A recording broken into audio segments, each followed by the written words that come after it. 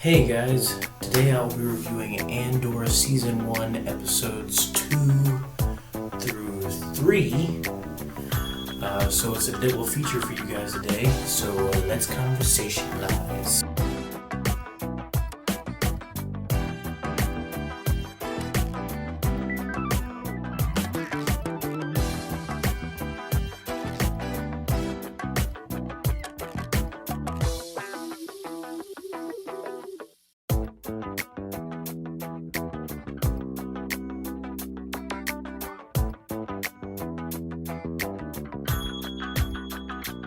Alright, so episodes 2 through 3, for me, were a lot more of an improvement from episode 1. Episode 1 wasn't terrible, it was just very slow and didn't really do a whole lot.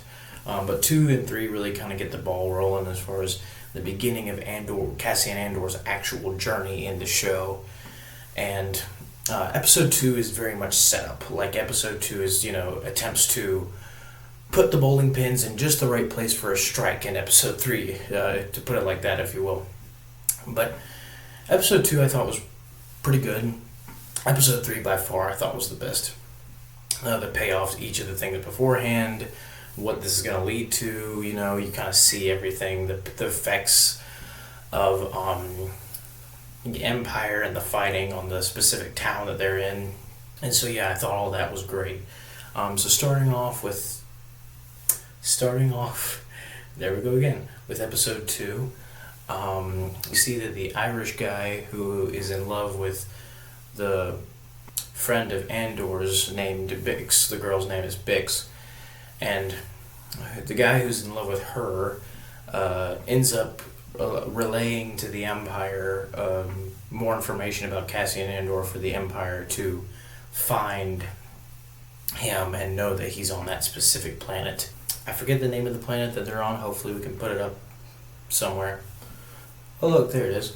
But anyway, he relays to them the information that he's a Canary male, the fact that he stays at that specific planet that I still can't remember the name of, but hopefully showed up at some point earlier in the video. But now the Empire has a place to go to look for him. Now they're officially after him. And so, the Irish guy was kind of betrayed, Andor.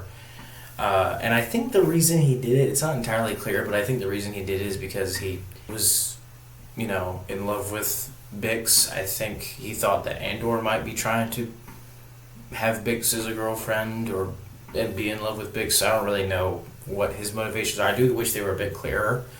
There are a few things in these episodes that I wish were a bit more clear. But, we'll get to those a little bit later. But anyway, Andor, for a large part of this episode, is just, trying to stay low, lay low. He visits his mother, who we find out isn't his actual mother, but he regards her as a mother. And she found out about the warrant for his arrest that the Empire sent out after the Irish guy ratted him out.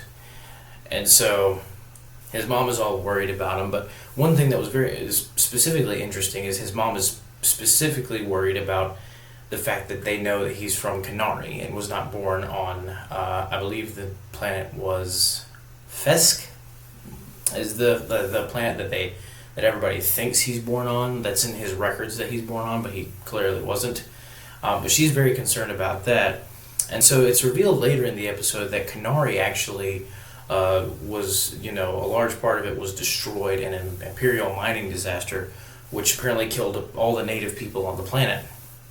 And when you see more of the flashbacks, and I just realized that I think I was looking at the actual screen and not the camera that entire time, so I apologize, but here I am now. This is great. And I think the more you see of the flashbacks, you tend to get a bit more information about, you're getting more information about how Andor left, what kind of made him kind of angry as a kid and whatnot. We get, tidbits here and there, but I have a feeling the flashbacks aren't going to not have just ended with episode 3. I think they will continue on throughout the series. It's likely anyway. That's the way they did with Book of Boba Fett. And so I have a feeling they'll want to explain a little bit more of his past is past in later in the series. But anyway, his mom is significantly worried. The droid B, who I've actually grown to, even though it's kind of weird, even though it's kind of weird that an astromech looking droid talks, I've actually grown to like. He's an enjoyable droid. So he tells Andor that Bix was waiting for him at this, I guess, I don't know, Star Wars restaurant or whatever. And anyway, he goes and meets her there. She tells him that she put out the call for Stellan Skarsgård's character to come and see him, even though Andor has no idea who this person is. He just knows that he wants to meet with him to give him the box so he can get some money to just go away for a while and pay off a lot of his debts. It's what Andor's wanting. And Bix ends up getting out of him that Andor did indeed kill those two Imperials on, I believe the planet was Morlana 1, an Imperial-ruled world. And I believe they also have jurisdiction on the planet that Andor and Bix are based, but it's not like as heavy. Like they just come in every now and then for, I guess, like inspections or whatever, but it's not like a heavy, like dense occupation like a lot of the other Star Wars planets have been known to have from the Empire in this specific time period. Meanwhile, on the Imperial side of things, that kind of wimpy, shy, but still zealous for the Empire officer is still trying to look for him after they got the image. He was like, hey, we found this guy, we can go get this guy. And he's now allied himself with another Imperial officer who's like another Irish dude who's also incredibly zealous for the Empire, but kind of the complete opposites of the other officer in the sense that this new guy is more he has no qualms in getting things done. He's very much the guy who's like, if there's anyone who even remotely opposes the Empire, we need to deal with this person, and we need to put more jurisdiction on these affiliated planets, despite us not having we need to sharpen the knife or something like that, as he puts it, and double down hard on the planets that they don't have as much jurisdiction. He's incredibly overzealous and just I guess for lack of a better term, patriotic for the Empire. I guess he's very patriotic for the Empire. And so he and the other officer hit it off because they both have like the same mindset, except the wimpy officer is kind of he's wimpy. The other guy's like willing to just press hard, like he's not a coward, but this guy shown kind of at episode 3 is definitely a coward. And but it's interesting. I like him better as a bad guy because he kind of has, you can tell that there is that zealousness. There's a deep philosophy. Like he definitely feels that what he's doing is right. He just does not have the courage to carry out the things that he believes are necessary, despite how harsh they are, to do what's right, and unlike the other Irish guy does. And so, anyway, they hit it off. They have a good, bad guy villain duo kind of dynamic going on.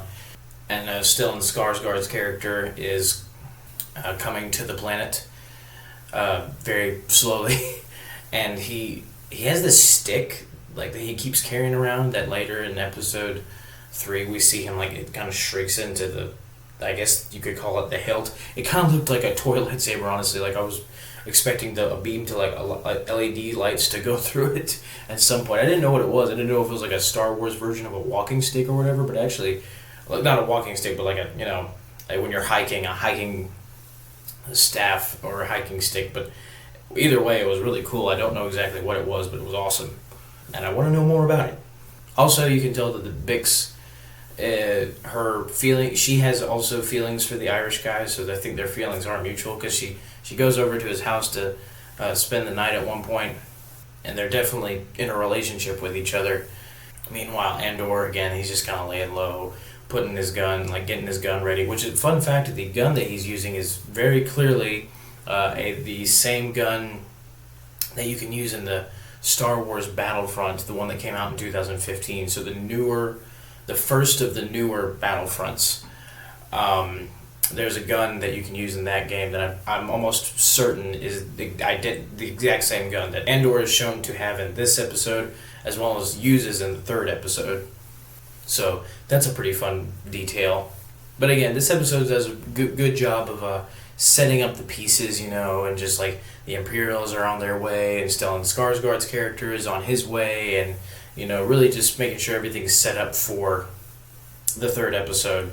Also, it's shown that I forget if this is in the second episode or the third episode, but it's shown that the friend that he met up with for, I guess, work, that Andor met up with for work, I guess, in the first episode, he's like a scrapper, and they're like shredding up ships and like taking them apart and stuff. And that very much reminded me of in Jedi Fallen Order, what Cal Kestis did before he became like a full-fledged Jedi Knight with Seer and the Mantis crew. In that game, he is a scrapper and like has a friend, and they're known as scrappers, and they do the exact same things. They cut up ships, and I guess for the purpose of recycling, I guess for more metal to build the Empire's new stuff.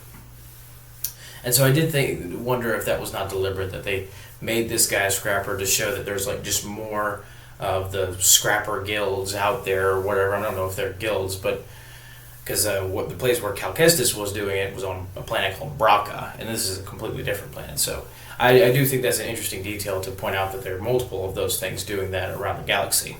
But other than that, not a lot else to comment on. This is the scene where the wimpy Imperial officer and the stronger Irish Imperial officer are heading toward Andor's planet, and the Irish guy gives a complete rundown of like what they're gonna try and capture Andor, what tactics they're gonna use, and he's very much a military guy. Like he's used to this. He was born for this kind of thing. And then the wimpy guy comes up there and kind of just gives this very kind of mild mannered, lame, I guess, speech.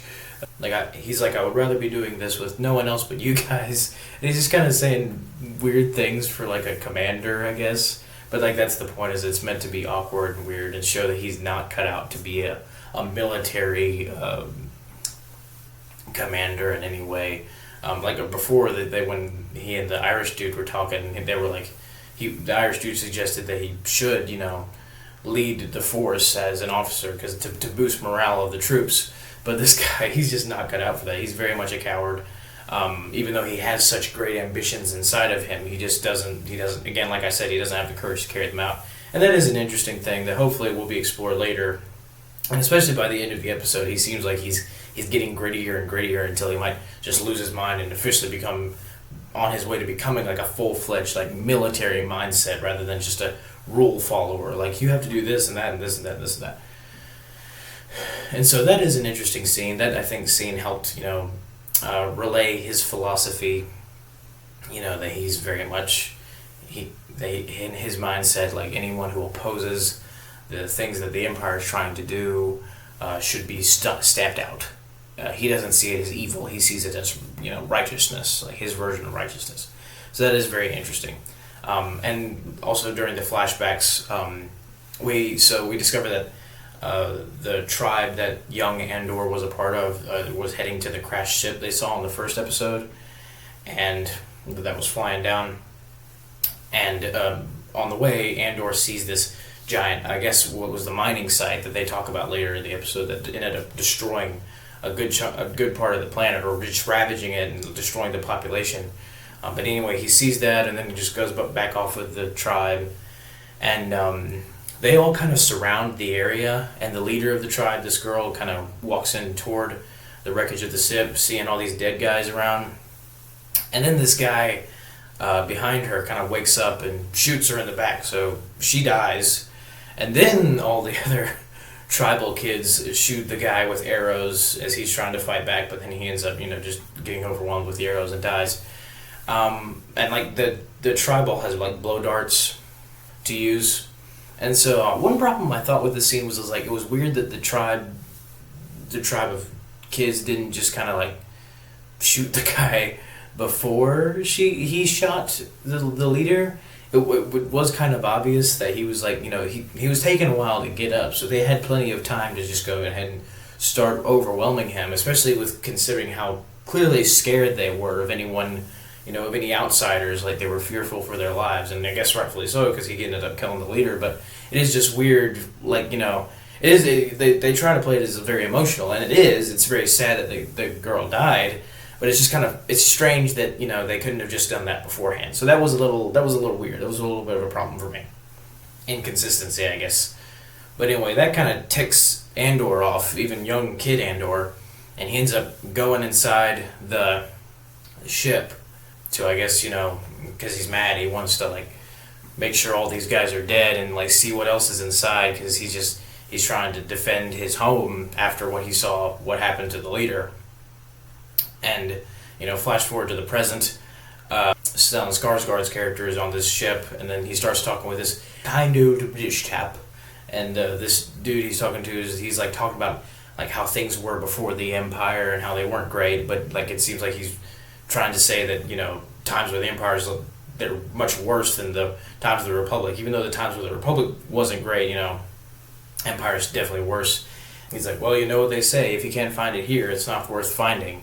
And I don't really know what he was referring to by saying that, but obviously that line has major implications for what Stellan Skarsgård's character is doing. The reason I keep saying Stellan Skarsgård's character is because I do not know his character's name, and I don't even think they've said it in the episodes thus far. They just keep calling him the person that Andor needs to meet or whatever, and so I don't even know his name.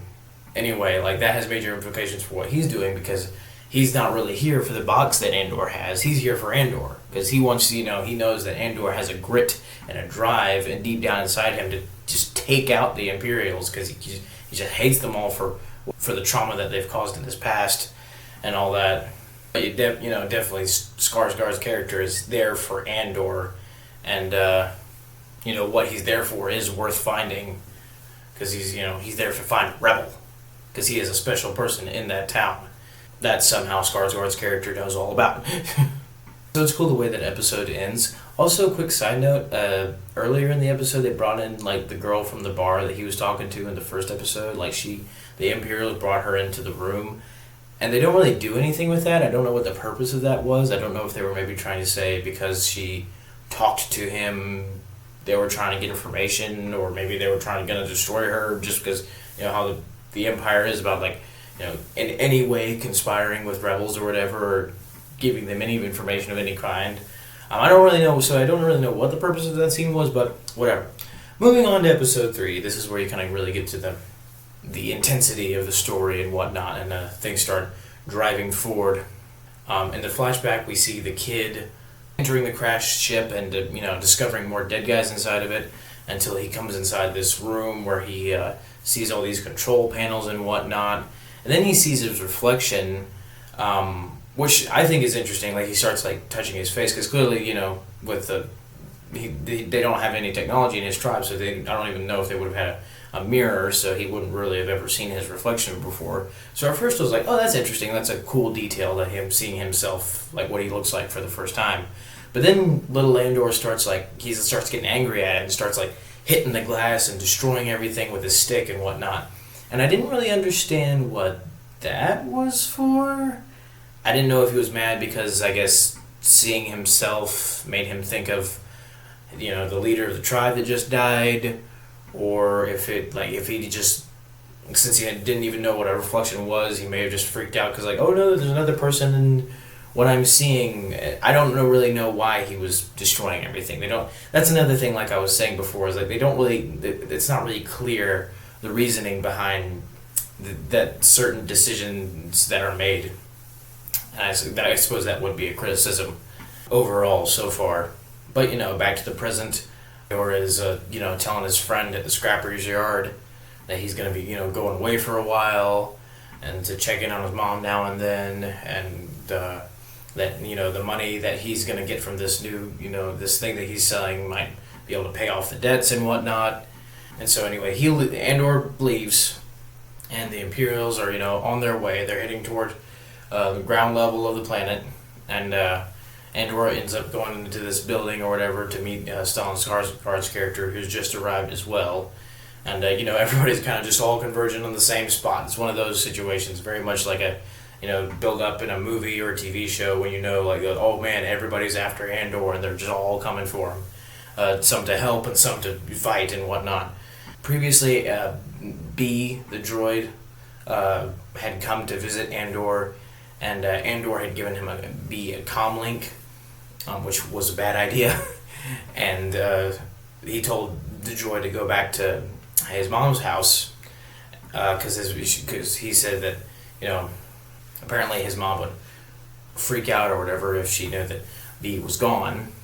Because apparently he didn't want her to find out that B had gone to, I guess, just help him with his sneaking around and whatever. And so B goes back to the mom's house, who I believe is named Marva, and the Empire officially lands on the planet. And, they're starting to sweep the town, flank them from all sides, make sure Andor can't get away. And, they send different teams to different parts of the town. And it's also, funny with this show because there hasn't even been any stormtroopers. Like, these are all just guys, wearing, orange and blue suits. And even one guy calls them the Blues. Like, I haven't seen the Blues out here in a while. So I guess that's a common thing, which is funny because we've never seen them in Star Wars before.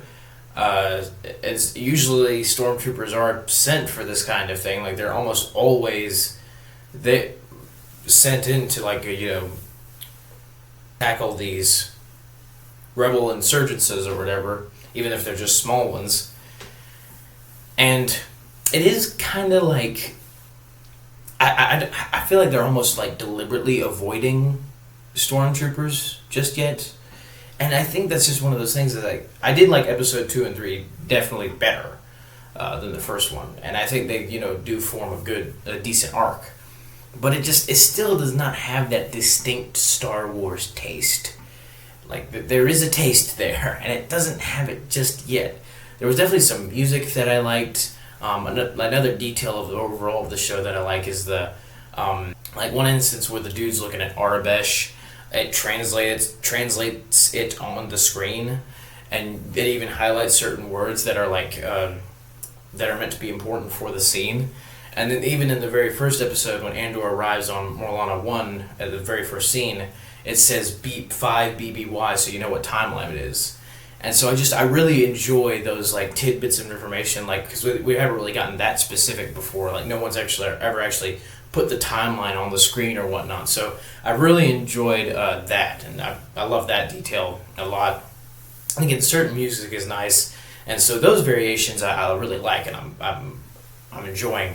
But just the general vibe of the series is very, very, very, very different than normal Star Wars. So I don't know if I just need to get used to it. Hopefully it'll feel more Star Wars for me as the series is going on.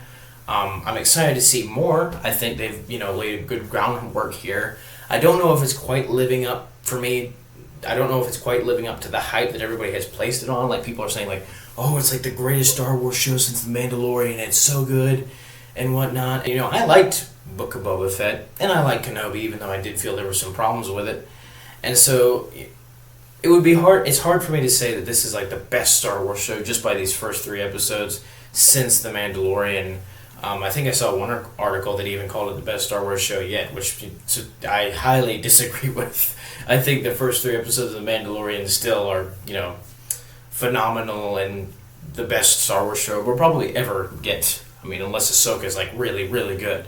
And I'm not saying Andor can't get to where it's really, really good for me. It's just not quite there yet, because it's very, very different. And like I said, I'm used to having Star Wars having a certain distinct vibe and taste to it that it's kind of weird when you go that far off from the path. But I do enjoy the realistic approach they're trying to give to it, to where you really see the effects by the end of this episode of the fighting and how the whole town reacted, every single person in the town and whatnot, which leads into, so the Empire is invading the town, and, the wimpy officer and the Irish officer are together, part of the same team, trying to locate Andor, and they end up invading Marva's house, and Andor making the bad decision of giving B the comlink, because Andor literally contacts B right when the Imperials are inside their house, so they end up hearing it and are able to track where the communication is coming from to know where he is. So that was a complete bad move on Andor's part. So they know where he is now. They're heading for him. Stellan Skarsgård's character has made his way to the building, and him and Andor start talking. And I think by far this is high point of the episode is their conversation. That scene is actually where the scene that I previously mentioned when I saw the Rogue One IMAX re-release. That scene is the scene they play, the exclusive clip of Andor they play before the movie started. And so I really love the way that scene is written, what they reveal, and what they, the characteristics that Skarsgård's character is shown to have. And so I really just enjoy that scene a lot. Also, what I enjoy about that scene is at first Andor's all I just want the money. I thought that was the only thing we're here for. And he's slowly starting to realize wait, this guy wants more than that. He wants me. He wants my help. And as Skarsgård's revealing that, and he's even just saying things they're talking about how arrogant the Empire is and how tyrannical they are, and how Skarsgård's character were nothing more than to just take the fight to him in a real way, and he wants Andor to do it with him. And just the way the scene is written is very enjoyable to watch and listen to. Also, as this episode is going along, we're getting the more flashbacks. We discover that we find out how Marva found Andor in the first place inside that ship. Apparently they were scavenging for parts, and clearly this is in the time of the Republic, because she mentions that the Republic, when they find this ship, she said that they would kill him, which I feel is a bit weird to say that the Republic would kill a child if they just found this kid in the ship. I mean, she does mention later that, considering that the guy outside was just killed by their tribe, I mean, that would be problematic. But it is kind of strange that they would just immediately say that the Republic would destroy this child. The Republic was definitely corrupt, but I don't think it was ever that corrupt. So that is a bit strange. I don't know how I feel about. I don't know if I like that part very much. But anyway, he starts freaking out with his stick that apparently Marva still has at her house, because she picks it up. That's kind of what brings those memories back for her. But anyway, the kid's freaking out and stuff, and the guy with Marva is trying to convince her to not take him because he has people here. But she makes the case about the Republic. If they come, they might destroy the kids, or this kid, or Andor specifically. And so she kind of just puts him to sleep with some kind of device. It kind of looked like a taser, which was kind of weird. But anyway, she puts him to sleep with some sort of device, and she takes him with her.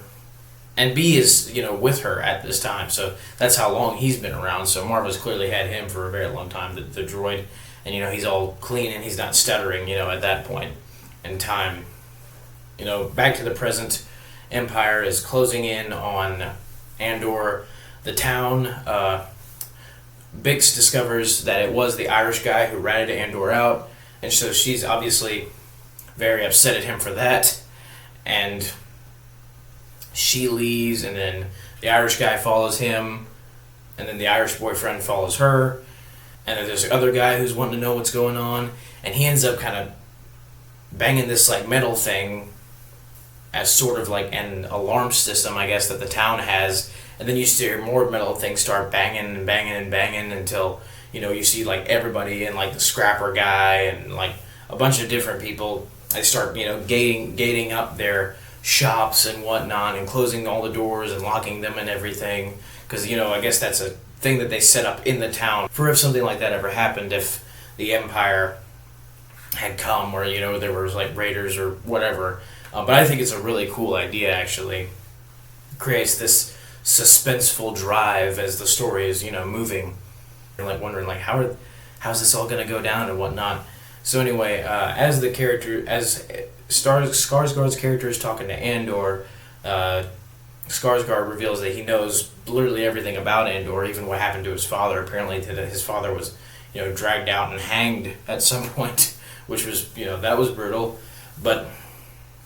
And so that immediately ticks Andor off. He's like, how do you know that? How do you know everything about me? He's freaking out. And then, Skarsgård just kind of gives the gist of don't you really want to fight the Empire for real?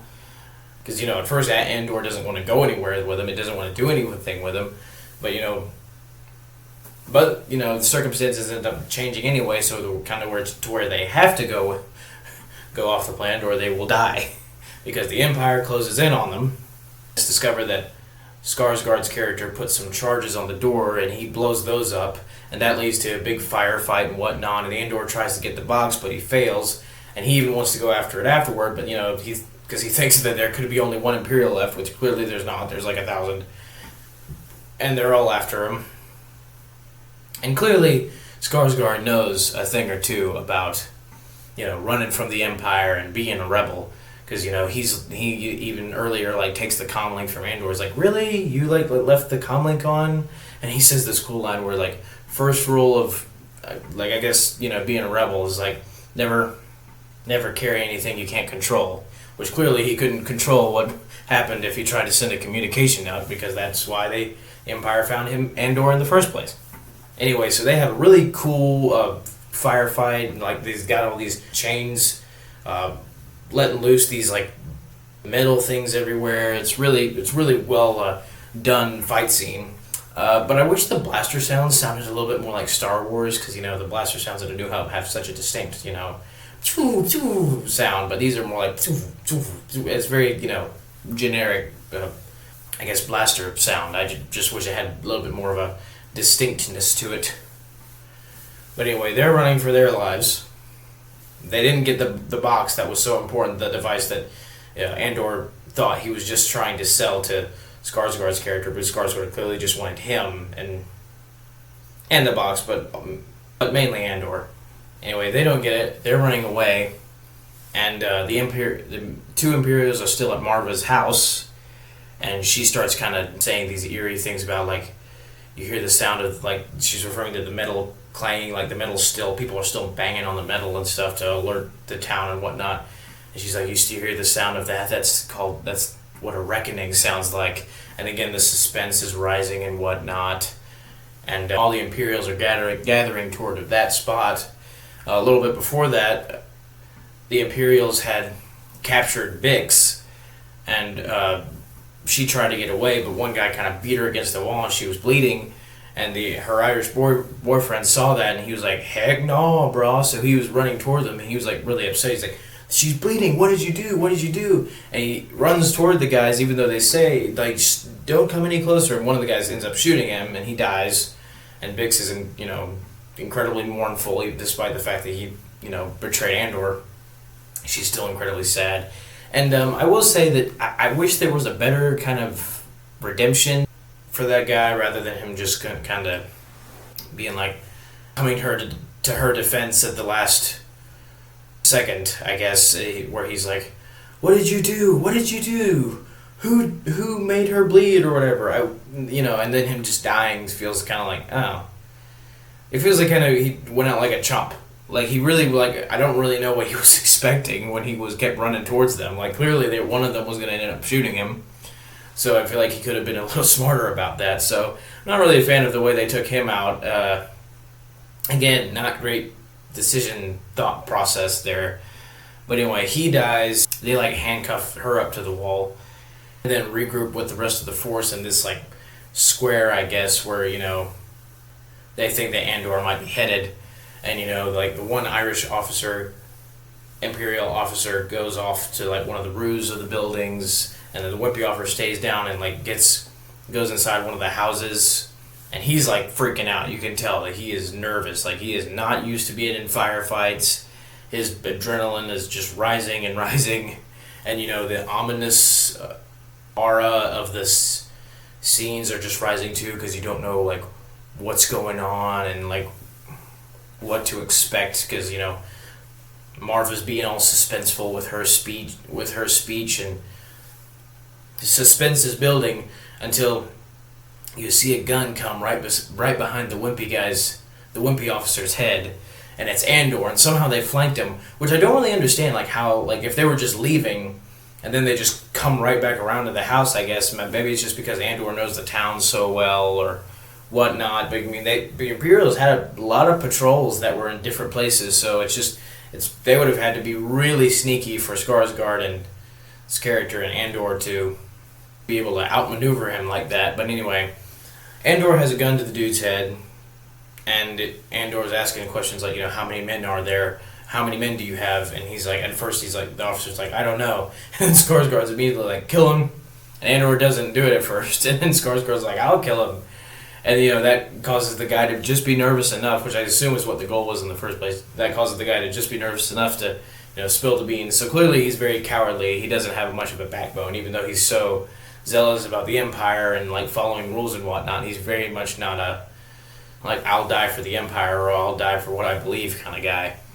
So he tells them there's, like, like 14 total, like 12 troopers and 2 officers. And I'm just kind of tying him up and, like, tying a rag around his mouth and sticking him at some part of the house. Andor has an idea when they escape to use what charges Skarsgård's character has left on one of the speeders. And so clearly it's going to be you get the message that it's going to be a fake out. And so one speeder goes out of the house and all the Imperials start shooting at it. One of the other Imperials rescues the wimpy officer. He gets the rag off his mouth and they come to where they can see the speeder heading out. The Imperials end up shooting it down and it flips over and there's fire and they, the Imperials think they got him. But then of course there's another speeder that goes out behind them that they see Andor and Skarsgård's character on. And then Skarsgård's character does this, beep, and the other fake out speeder blows up, taking some of the Imperials with it. And you can tell just in the wimpy officer's face that he is mad. And I'm hoping that we're just kind of seeing him go down this road of like wimpy, cowardly Imperial officer to like hardcore, gritty, like I will die for the Empire Imperial officer. Like it would be cool to see that transition. Because again, it's just like when the fire is smoking and you just, see everything going down. I love the way they realistically approach that. Like this is the effects that, the Empire's presence and the fighting that goes on between the rebellion and the Empire kind of has on the town. Like, and I love how everybody gets involved. Like everybody's willing to fight, but you kind of just feel like everybody just taking a breather from all the intense stuff that happened. And earlier it was cool because you see this scrapper friend of Andor, kind of walking away from the Imperial ship. You don't really know what he was doing, but clearly he was doing something. Anyway, later one of the Imperials gets inside of it and starts flying, and then there's a giant chain attached to this giant piece of scrap that's attached to the ship, and then it ends up just kind of getting lodged in this other like piece of construction or whatever, and then just the ship ends up going out of control and ramming in, and just explodes and whatnot. So again, it's just really cool how the whole town kind of just sticks it out and sticks it to the Empire, like they stand for their freedom. I think that's a pretty cool plot point. That there's like no hesitation. Like the town is just like, yeah, we'll help you guys. It's all right. Like how that scrapper was able to just stick it to the Empire, and you even see him later just kind of sitting down at a bar or whatever, just contemplating things. And so again, just feeling the effects, the realistic, real world effects of like how an empire and a rebellion, like the effects that would have on people. I think that's very interesting to see. But Skarsgård and Andor escape. Marva sheds one last single tear, I assume because, her son left, and likely won't come back for a long time, even though he said he would come back. Likely won't be for a while. Although I could be completely wrong. In the next episode, he could be right back, and that would be funny. But, wimpy officer's ticked off. He's so ticked off, like he's just looking at the fake out speeder on fire, and he's just, I guess, thinking about everything that just happened, the intensity of it all, and he'll have to, regain his composure, because even the Irish Imperial officer is yelling at him, like, we have to leave, we have to get out of here, but he's just out of it, he's not listening, so clearly he's got some things to work through. So Skarsgård and Andor get to Skarsgård's ship, they leave, and it's cool because there's like a side-by-side comparison of Andor looking out the window at the sun, Skarsgård's ship is leaving the planet, and then it cuts to the flashback where the young Marva has taken little Andor in, and like he's still passed out in her ship, and she's leaving, and he sees the sun when he wakes up. Little Andor's obviously a lot calmer now than he was before. You kind of have this scene where both of them, like past Andor and present Andor, are kind of looking at the sun as they, starting a new life with the ship rising from the planet. So that's pretty cool the way they did that, and that's the ending of the 3rd episode. I did think it was weird how the kid was so concerned about like these strangers, like I shouldn't be around them, they're evil or whatever, and then like when he wakes up and realizes that he's in their ship after being, you know, kind of grabbed by Marva, even though she was trying to help him, like he's waking up and he's in their ship, and then he sees the sun and he's like, oh, I'm alright. I did think that was a little weird. I was like, wait, that was a fast change of decision. I guess a sunrise or sunset or whatever really does it for you, huh, Andor? Anyway, so that's my review of episode 2 and 3. Again, it's, you know, I need it to feel like more Star Wars. We're not really getting there yet, but it's still very interesting, and it's still a very interesting ride to be on. And I'm here for it. I'm hoping this will be like one of the best shows, period, by the time it's over. We got 9 episodes left. It's a 12-episode season. I believe they did say we will be getting a second season as well, but we're watching the first season for now, and I hope they do. I hope they do lots of character development, but do it well. I hope the whole season doesn't feel really slow like the first episode did. I hope they, are able to find a decent pace to where you still feel like stuff is happening, but still getting all the character development needed. Like The Dark Knight is a great example of that, and of how balancing character development and pacing can be executed perfectly. And so I hope the show gets more of a rhythm that I guess excites me more or whatnot. But I am excited to see how it's going to become a little bit more Star Wars and get that feel while still being a different show overall in the future. So thank you guys for watching. Don't forget to hit the bell for notifications, or hit the subscribe button to subscribe. It's pretty obvious. And thank you guys so much for watching. May the Lord be with you. May the Force be with you. And have a very blessed day. Goodbye.